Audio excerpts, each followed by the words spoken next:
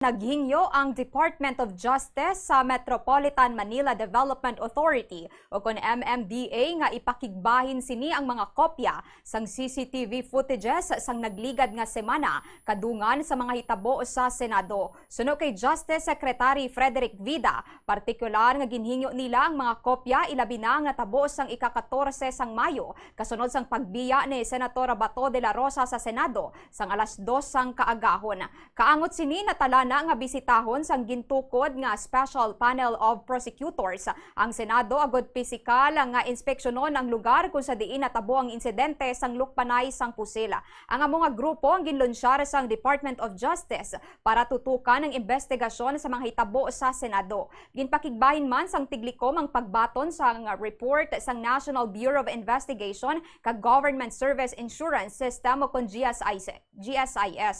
Samtang naginyo naman sang duga nga panahon ng Philippine National Police sa pagpasa sang report bangod sa padayon pa nga pagkolekta sang mga dokumento.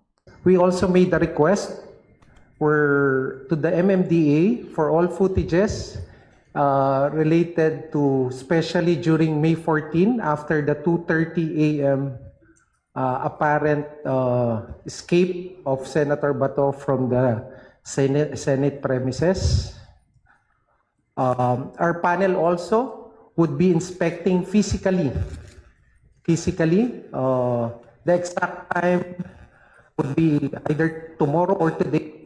We will be visiting the GSIS premises, and there's request also for a similar visit also to the Senate premises where the event transpired.